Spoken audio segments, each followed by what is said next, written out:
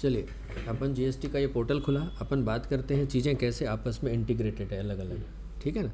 एक बार में अपन एक चीज़ सीखते हैं लेकिन वो चीज़ें कैसे इंटीग्रेटेड होती है, एक दूसरे को कैसे इफेक्ट करती है ना, उसके बारे में अपन बात करते हैं। ये मैंने पोर्टल खोला, अब देखिए यहाँ 3 चीज़ें हैं, ये लेजर्स हैं, अब लेजर समझिए, फिर रिटर्न्स हैं और पेमेंट्स हैं, है ना। तो लेजर में देखिए जब आप पेमेंट करते हैं, ये चालान हिस्ट्री है, ठीक है। तो ये चालान आता क्यों है, सबसे पहले चालान किस वजह से आता है, ये चालान दिख रहे हैं आपके, ये पेमेंट्स हो रहे हैं, ठीक है। फिर जाइए अपन रिटर्न्स की पहले बात करें, रिटर्न डैशबोर्ड।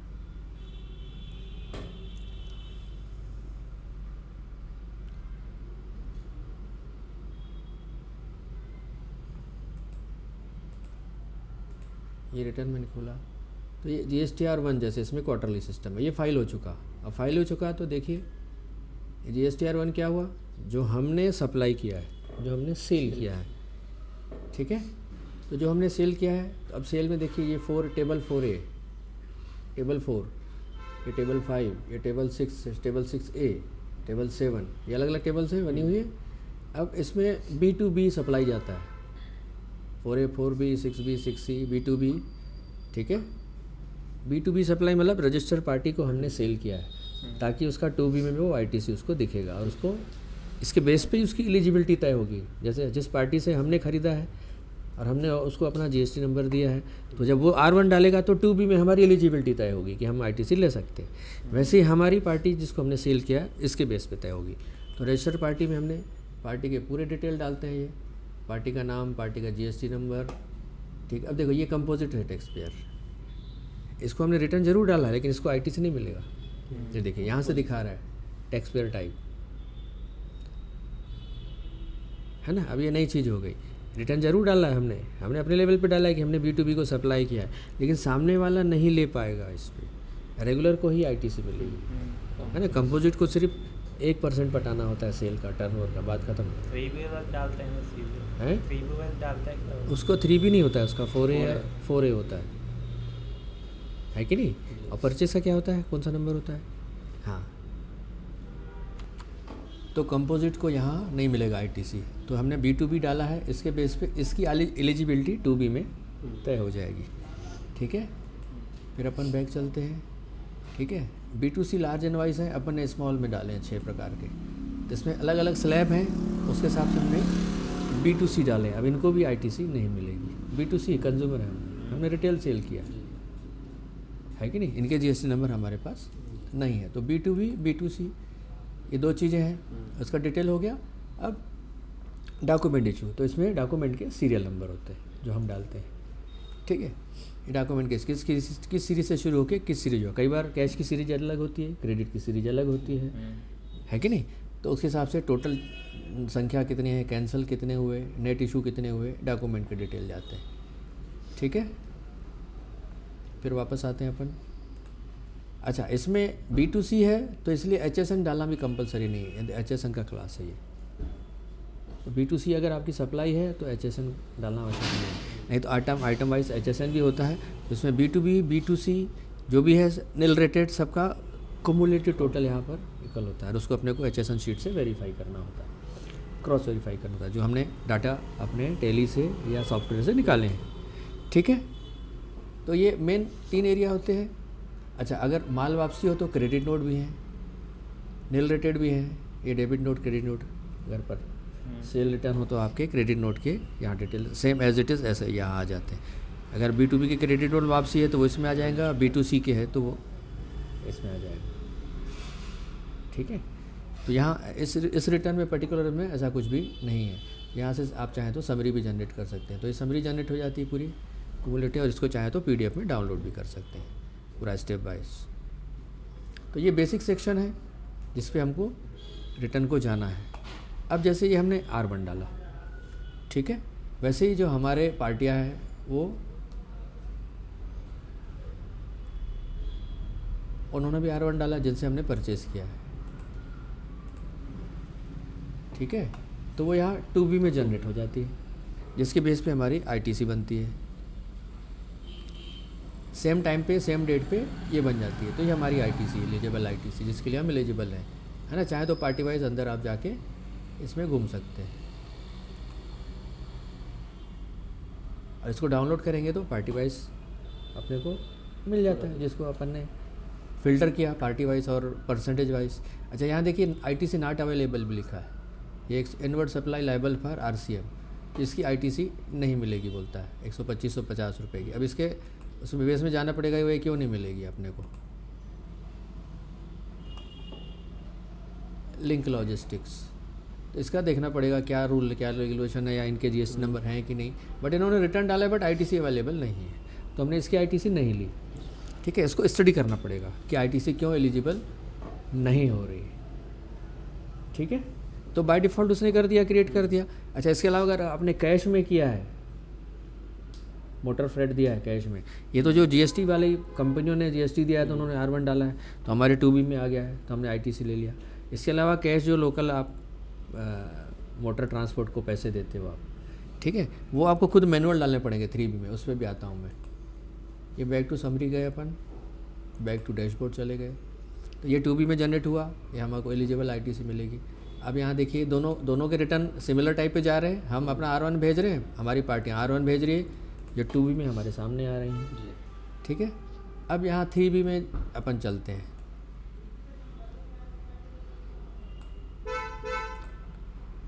ये 3B हुआ,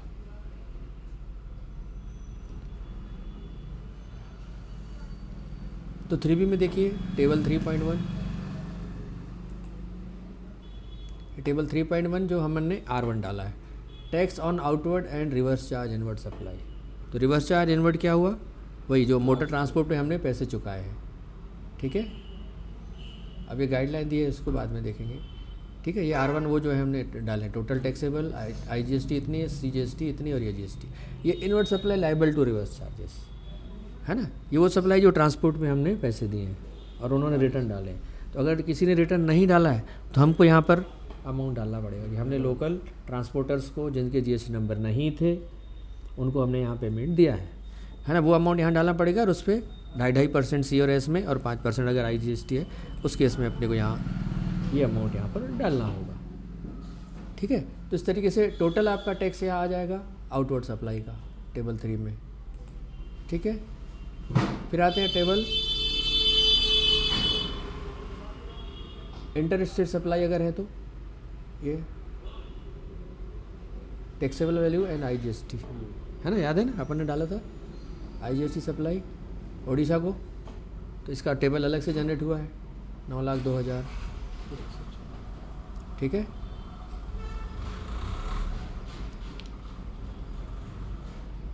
वापस आते हैं, ये एलिजिबल आईटीसी वही है जो 2B के बेस पे बनी है हमारे पास, जो हमने देखा। ठीक है, ये नील रेटेड सप्लाई कुछ भी नहीं है। Inter late fees and previous, ये देखिए लेट फीस और इंटरेस्ट लगा है, जो अपन रिटर्न लेट डालते हैं ना पर डे 50 रुपये के हिसाब से, ये 3 दिन का 150 रुपये लगा है, 6 दिन का यहाँ पर लगा है लेट फीस। ठीक है, अब पेमेंट ऑफ टैक्स, ये डिफरेंस टैक्स, तो ये जो है ये R1 है, ये ITC है, इसके डिफरेंस के बेस पे ये जनरेट हुआ है। ठीक है, तो इसका चालान अपने को ऐसा करके पटाना पड़ेगा। तो यहाँ देखिए अब ये कैश लेजर है, तो कैश लेजर वो होता है जिसमें अपन पेमेंट करते हैं, एक तरीके से GST पोर्टल में हमारा वैलेट होता है कि आप अपने बैंक अकाउंट से पहले GST पोर्टल पे वो कैश लेजर में पैसे आप डालिए, वहाँ से GST डिपार्टमेंट को रिटर्न सबमिट करते समय सेट ऑफ करिए जितना आपका लायबिलिटी दिखा रहा है। लायबिलिटी लेजर वो होता है, उस पर आ रहा हूँ मैं। ठीक है, तो यहाँ पर ये टैक्स लेजर दिखा रहा है, देखिए IGST में आपके फंड अलग अलग कितना पड़ा हुआ है, IGST में आपका इतना पड़ा हुआ है, C में इतना पड़ा हुआ है, S में इतना, टोटल मिला के 3,24,000 आपका अमाउंट जमा है। ठीक है, यहाँ पर देखिए, यहाँ पर पेड थ्रू ITC। अब ये टैक्स कितनी आपकी आ रही है, IGST जो है reverse charge and supply made under section 5। ठीक है, ये RCM है और ये है अदर देन रिवर्स चार्ज। ये टैक्स जो है आपकी R1 के बेस पे आपको देनी है, और ये RCM की टैक्स देनी है। ठीक है, इसमें एक चीज़ और मैं घुमा देता हूँ आपको। RCM को मैंने सेल पे तो दिखाया लेकिन परचेज पे नहीं दिखाया मैंने आपको। यहाँ पर ये देखिए, ये जो RCM दिख रहा है IGST 915, 755, 755, ठीक है। ये जो है हमने सेल पे लिया है, हमने सर्विस ली है ना। अब इसका जो ITC लेंगे तो ITC 2 प्रकार की लेंगे, एक तो ये वाली ITC वापस लेंगे, ये देखिए 755, 755, ठीक है। और ये IGST थी जो उसमें कुछ इनएलिजिबल दिखाया था मैंने आप लोगों को, ये बाकी इतनी एलिजिबल है। और जो 3 कंपनियां थी, 3 एंट्रियां थी ना, वो इनएलिजिबल है। तो बाकी नेट ITC दिख रहा है आपका एलिजिबल है। तो अगर आप उधर मैनुअल कैश वाली डालोगे सेल पे ITC रिवर्स चार्ज, तो उतनी है, यहाँ पर भी आप मैनुअल डालेंगे उतना वापस ले लेंगे, रिवर्स ITC लेंगे। और ये वाली परचेज ITC है, ये देखिए नॉन एलिजिबल 125 रुपये 50 पैसे, in eligible ITC under section so and so, इतनी इनएलिजिबल है और इतनी एलिजिबल है। दोनों को मिला के ITC थी 8000 है ना, 800 समथिंग कुछ थी ना, तो इतनी नॉन एलिजिबल में डाल दिया है ना। अब उसका क्या बेस है, क्या सेक्शन है, क्यों है, उस पर अपने को स्टडी करना पड़ेगा। बट ये पोर्टल में ऑटो पॉपुलेटेड है बाय डिफ़ॉल्ट 41, ठीक है, क्लियर है। तो इस तरीके से यहाँ आपने छूट ले ली, देखिए ना, इसमें से ये माइनस होकर नेट IGST आ रहा है आपके पास, नेट एलिजिबल ITC आ रहा है, ठीक है। टोटल ITC इसमें प्लस हो जा रहा है ना, 789, 197 टोटल एलिजिबल ITC ये हुआ है ना। C में 755 ये हुआ, 67 ये हुआ, टोटल 74 ये हुआ। यहाँ पर आपको ITC मिल रही है उसकी, जो पीछे आपने सेल पे दी है, इधर वापस ले रहे हैं, ठीक है। लेकिन ये इतना पैसा आपको कैश पटाना पड़ेगा, भले यहाँ आपकी ITC हो और ये नेट टैक्स नहीं आ रही हो, मतलब आपका आउटपुट ज़्यादा होगा और इनपुट कम होगा तो आपको चालान पटाना है, ठीक है। तो अगर आपका ITC ज़्यादा है और चालान नहीं पटाना है तो भी इसका पैसा फ़िलहाल कैश जमा करना पड़ेगा, ये वाला इतना पैसा पोर्टल आपसे वहाँ चालान मांगेगा, 755, 755 और 789 रुपये, समझ रहे हैं।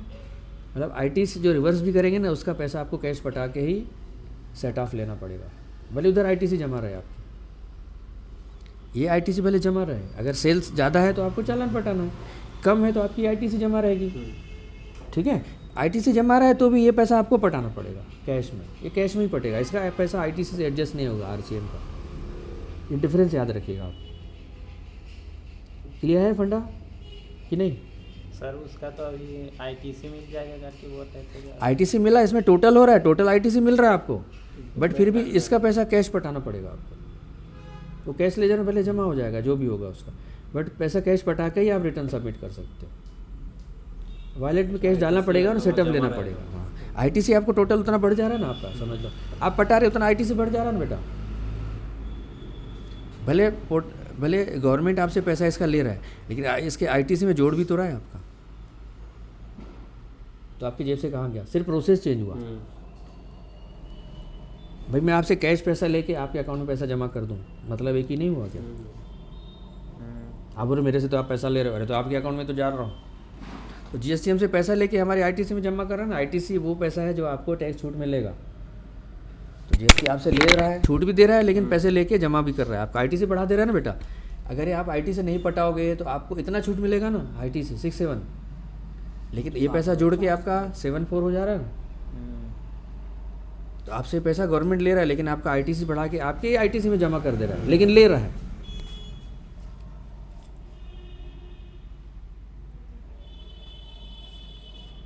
आई बात समझ में कि नहीं? हाँ, क्लियर है? आगे बढ़े। मैं इंटीग्रेटेड पे ही बात कर रहा हूँ, चीज़ें इंटीग्रेट हो, अलग अलग चीज़ें टाइम पे हुई है, बट यहाँ इंटीग्रेट हो, ठीक है।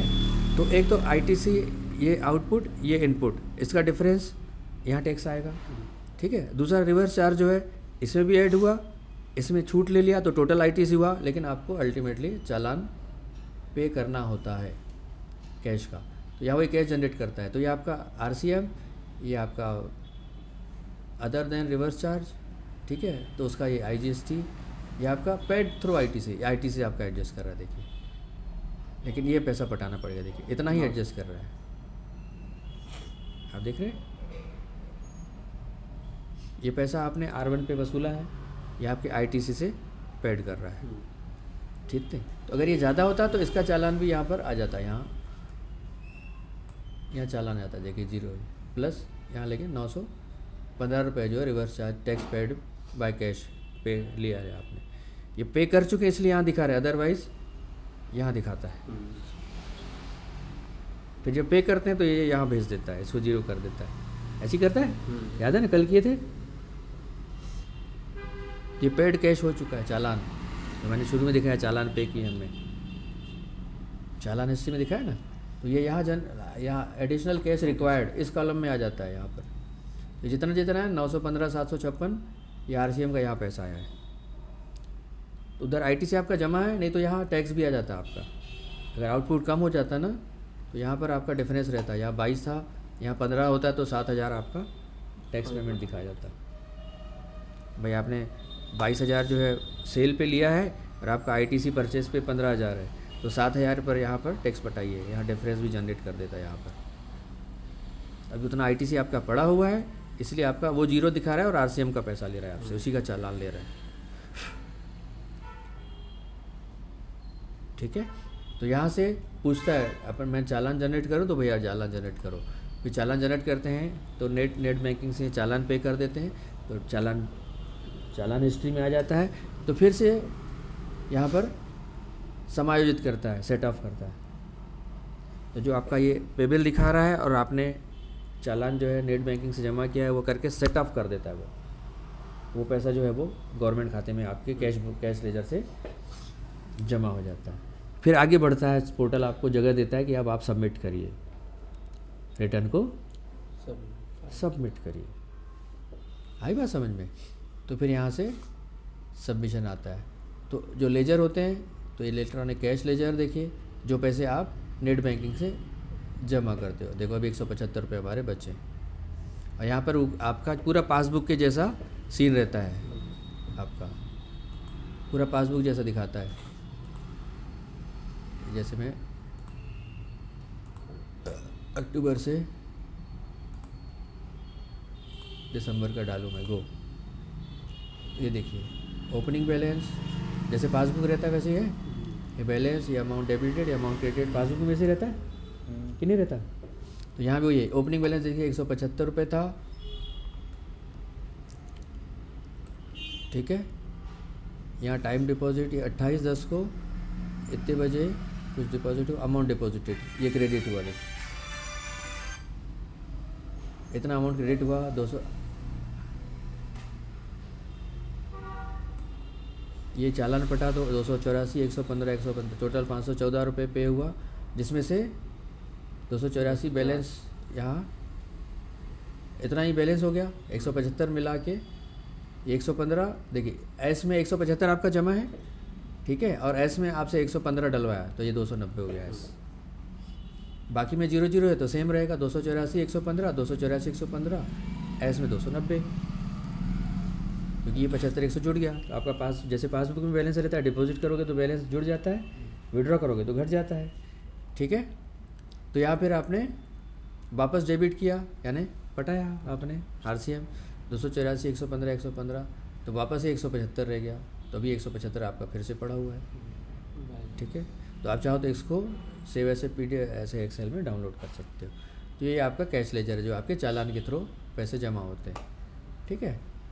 फिर दूसरा लेजर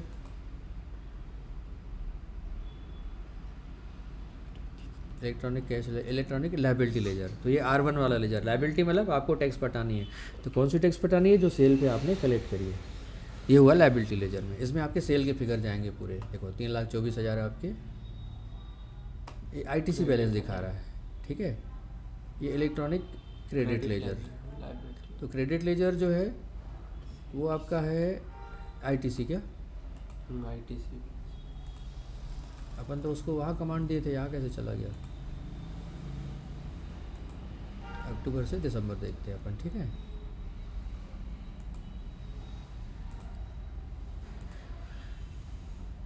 यहाँ से देखिए ये आ गया electronic credit ledger, ITC accrued through inputs, जो 2B के बेस पे R1 डाली हमारी पार्टियों ने, ये वो है क्रेडिटेड, डेबिटेड एंड बैलेंस।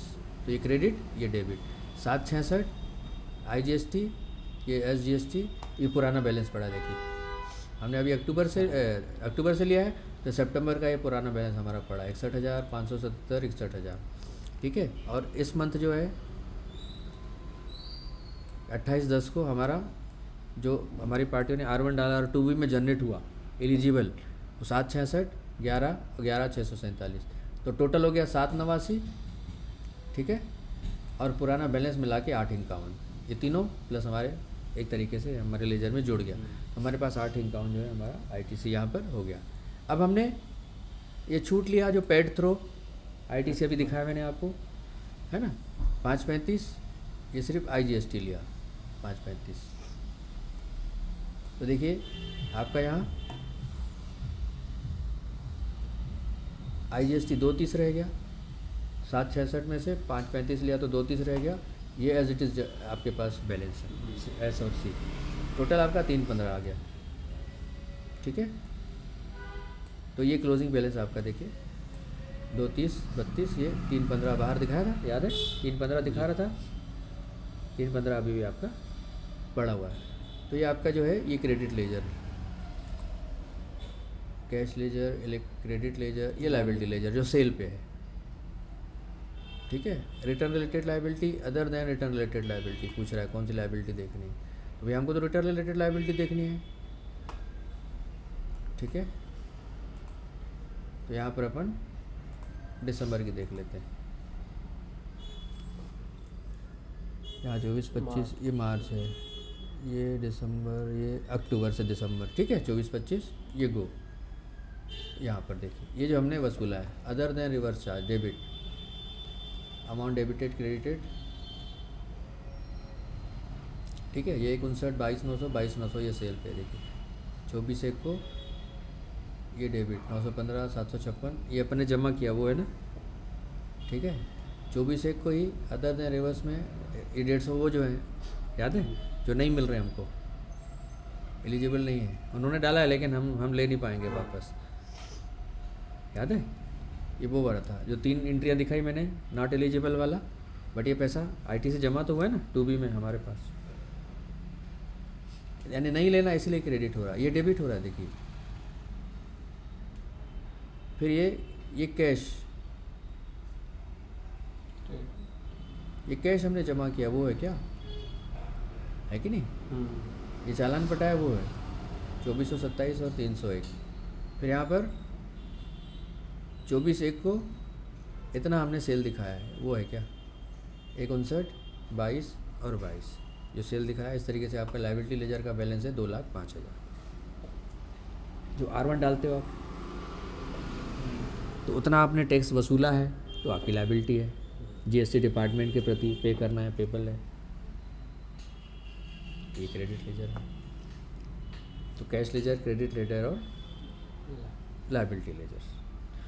तो लायबिलिटी लेजर में आपके सेल के फिगर जाते हैं, उसके टैक्स जाते हैं, है ना, जो भी है RCM के माध्यम से भी और उसके माध्यम से भी जो भी जनरेट हुई आपकी, है ना। क्रेडिट लेजर में जो ITC होती है वो है आपकी इतनी क्रेडिट है, ठीक है। और कैश लेजर में जो भी आपके चालान जनरेट हुए और आपने उसमें पैसे नेट बैंकिंग थ्रू डाले वो हुए, तो आपस में इनका सेटअप चलता है कि कौन सा पैसा कहाँ से उठाएगा, कैसा करना है।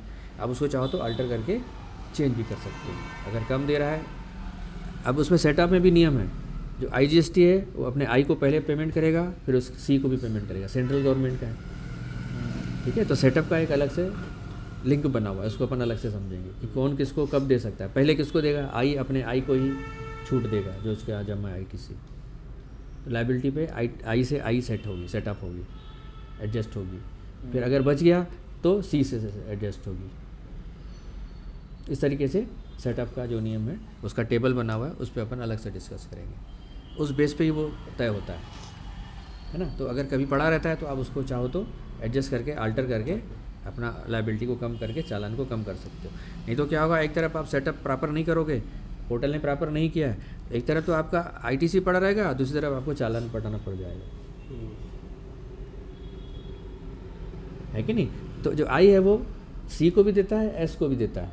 तो कभी कभी क्या होता है, बाय डिफ़ॉल्ट है ना, इसमें S में लायबिलिटी निकलती है और उधर पड़ा रहता है, तो हम उसको अल्टर कर देते हैं पेमेंट करते समय। जितना आपके पास I में फ़ंड पड़ा है वो S को भी दे देते हैं। अब जो बच रहा है, नेट बच रहा है, उतना हम आप उसको चालान पटा लेते हैं, पूरा एडजस्ट हो जाता है। और अगर वो एडजस्ट नहीं करेंगे तो बाय डिफ़ॉल्ट उधर पड़ा भी रहेगा, इधर आपका चालान भी पड़ जाएगा। ठीक है, तो सेटअप को लेके थोड़ा अपने को कैलकुलेशन समझना पड़ता है ना। सेटअप को हम अलग से भी डिस्कस कर सकते हैं अपन। यहाँ इस तरीके से ये बैलेंस आ रहा है। अब देखिए सर एक वाला डेबिट क्यों देखा रहे हो? हाँ बेटा, डेबिट में क्यों आ रही है इसमें? कौन सा? ये ऊपर का दो वाला। ये 915 756 जो कैश है ना, चालान पटाए है ना, उसका आ रहा है ना, जो जनरेट हो रहा है, जो रिवर्स चार्ज हमने डाला है, आरसीए में डाला है, वो जनरेट हो रहा है भाई, इतना पटाना पड़ेगा आपको। जो सेल के नीचे हमने डाला था, फिर उधर आईटीसी भी मिलेगी आपको, तो उधर वापस दे देगा ना आपको। मतलब आपने सेल में डाला तो लायबिलिटी होगी ना आपकी, वो सेल के नीचे नहीं डाला फर्स्ट वाले टेबल में, ऊपर सेल के फिगर थे, नीचे रिवर्स चार्ज के फिगर थे, तो वो भी लायबिलिटी हो गए और ये आरसीएम भी लायबिलिटी हो गया आपको। लायबिलिटी ले जा रहे ना बेटा।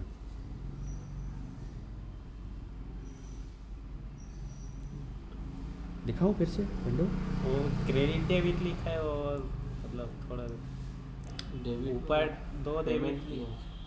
हाँ, ये वो जो है सेल के फिगर है, और ये वो जो आरसीएम के फिगर है। Reverse charge and supply made under section, ठीक है। तो इस तरीके से ये चीज़ें आपस में जुड़ी है। तो फाइनली अब मैंने आपको लेजर भी घुमा दिया, सारे विंडो भी घुमा दिए, और कैसे इंटरलिंक करता है आपस में ये भी चीज़ें दिखा दी, ठीक है नहीं। और आगे चल के क्या होता है फिर, ये tax liability and ITC comparison आता है कि आपके किस मंथ में ये आपके R1 और 3B से और आईटीसी का सबका कंपैरिजन बना देता है मंथ वाइज। तो उसमें अगर डिफरेंस आया तो डिफरेंस वो रेड कलर में दिखा देता है, वो कि आपका कहाँ कहाँ मिस्टेक है, गलती हो रही है, आप उसको नेक्स्ट रिटर्न में एडजस्ट कर सकते हैं, ठीक है। तो ये कंपैरिजन डाउनलोड हुआ क्या?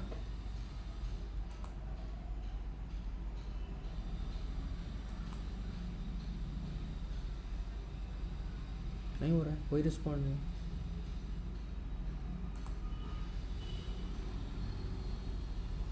Tax liability and ITC comparison क्यों रिस्पॉन्ड नहीं कर रहा है?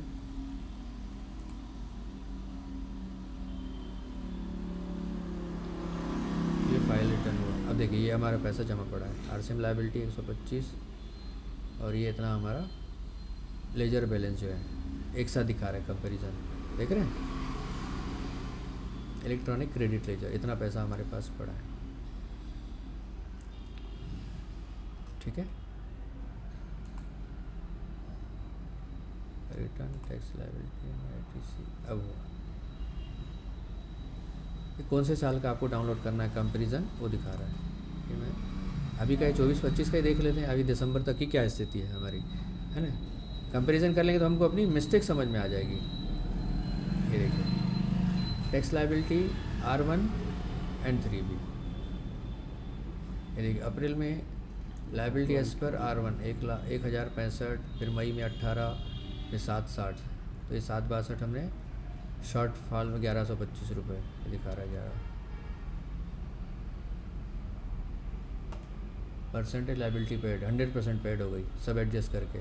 पहले अलग अलग मंथ में जनरेट हुई, बट हमने फाइनली क्वार्टरली रिटर्न है ना, हमने फाइनली 100% ओके कर दिया, ठीक है। शॉर्ट फॉल इन एक्सेस 355 है,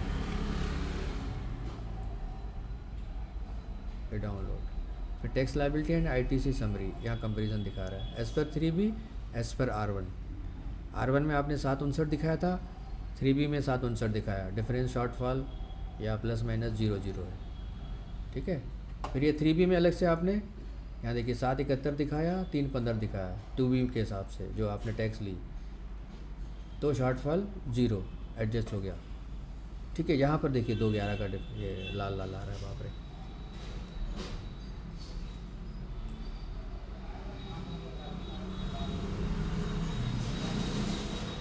अब देखो यहाँ पर ये क्या हो रहा है, आईटीसी क्लेम 3B के हिसाब से, आईटीसी क्लेम दोनों का डिफरेंस है 2,11,1354 शॉर्टफॉल, क्यूमुलेटिव शॉर्टफॉल।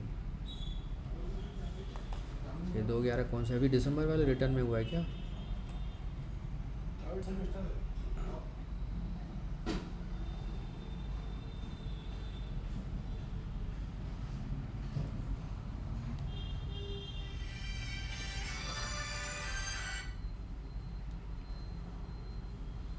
ठीक है, थोड़ा इसको अपन पकड़ते हैं।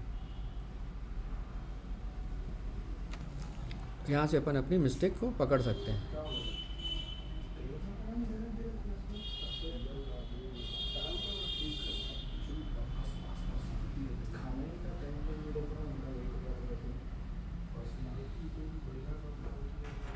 सर उसका किसका कर रहा है? साड़ी तो वो हो गया इन्वेंटरी। ठीक है, तब इसको अपने को स्टडी करना है, ये शॉर्टफॉल क्यों आ रहा है इसको समझना पड़ेगा। ठीक है, रेड है मतलब शॉर्टफॉल है, उसको ठीक नहीं करेंगे तो नोटिस आ जाता है जीएसटी डिपार्टमेंट से। ठीक कब होगा सर? और वही समझना पड़ेगा ना कहाँ है, क्यों है, नेक्स्ट क्वार्टर में कर सकते हैं कि नहीं कर सकते हैं, है ना, उसका जवाब बनाना पड़ेगा। नोटिस आता है, नहीं तो खुद ठीक कर देंगे तो नोटिस नहीं आएगा। इन पोर्टल पे दिखा रहा है मतलब जीएसटी डिपार्टमेंट वालों को दिख जाएगा 2,11,000 इसका, ऐसा है। एक्स्ट्रा पेमेंट हो गया है कि क्या हो कुछ? मतलब आपने आईटीसी लिया नहीं है, 3B में है, आईटीसी उसको एडजस्ट नहीं किया। उधर हमारा एक वही जो अभी मैं बता रहा था, एक तरफ पड़ा रहेगा, एक तरफ जमा रहेगा, एक तरफ आपका माइनस हो जाएगा, तो वही हुआ है। एक्स्ट्रा जमा कर सेटअप, हाँ सेटअप अपन ने ले नहीं पाए हैं, उधर जमा है, हमने उसका सेटअप लिया नहीं है, समझ रहे हैं। ये रिटर्न डैशबोर्ड,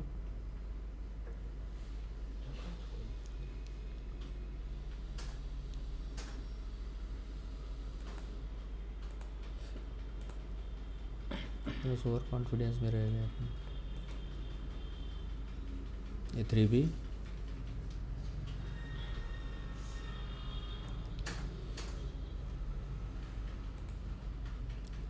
ये यहाँ पर आता है, ये वाला पेमेंट ऑफ टैक्स।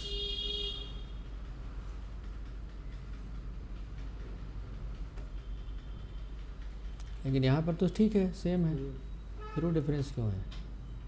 यहाँ पर तो आया नहीं था ना, नहीं तो टैक्स आता। हाँ, सेटअप भी पूरा लिया है 22,700। अब इसको थोड़ा डाउनलोड करके समझना पड़ेगा, अभी फ़िलहाल पिक्चर क्लियर नहीं हो रही। नहीं तो यहाँ पर डिफरेंस आता है ना, तो आप इसको एडजस्ट करके सेटअप ले लेते हैं, नहीं तो उतना टैक्स ज़्यादा दिखाता है। यहाँ इधर बैलेंस पड़ा रहेगा ऊपर, और यहाँ पर जैसे यहाँ है ना, यहाँ से रखेंगे ना, ये पूरा का पूरा ये ख़त्म है। अगर यहाँ बैलेंस रहेगा ना तो दिखाएगा, तो यहाँ पर आप इसको चेंज करके ये आईजीएसटी के बैलेंस को C और S में भी डाल के इसको अल्टर करके यहाँ बैलेंस डाल सकते हो, अगर कम पड़ रहा है यहाँ तो। ठीक है, जैसे यहाँ 1,000 यहाँ बैलेंस दिखा रहा है, और यहाँ 22 की जगह 21,000 दिखा रहा है। ठीक है, तो यहाँ पर इसको 22 कर दो तो यहाँ बैलेंस 0 हो जाएगा। मतलब I का जो 1,000 बैलेंस है आप यहाँ C को दे दिए। ठीक है, फिर और बैलेंस बचा रहेगा तो यहाँ बैलेंस दिखाएगा, तो उसको S को दे सकते हो। ठीक है, और नहीं दोगे तो यहाँ बैलेंस खड़ा रहेगा, यहाँ बैलेंस दिखाएगा और यहाँ पर टैक्स दिखाएगा। और अगर बैलेंस दे दोगे तो उतना टैक्स आपका कम हो जाएगा। सेटअप करना है ना, बट टैक्स लायबिलिटी पे हमको इतना टैक्स देना है, और आईटीसी में हमारा टैक्स इतना पड़ा है, सेटअप हो रहा है आपस में। इसमें तो आज से भी सेटअप हो गया पूरा। हाँ, पूरा हो गया ना, फिर भी वो क्यों दिखा रहा है उसको अलग से समझना पड़ेगा, वो एक अलग विषय है फिर, है ना। यहाँ से क्योंकि यहाँ से अगर रहता है तो यहाँ चालान में दिखता हमारे पास, है कि नहीं, लेकिन वो एरर तो है, उसको समझना पड़ेगा इसके पहले की नोटिस आए। नहीं, तो इस तरीके से हम इसको integration of the return and GST portal को अपन यहाँ पर समाप्त करते हैं। ठीक है, इसको चाहे तो आप रिवीजन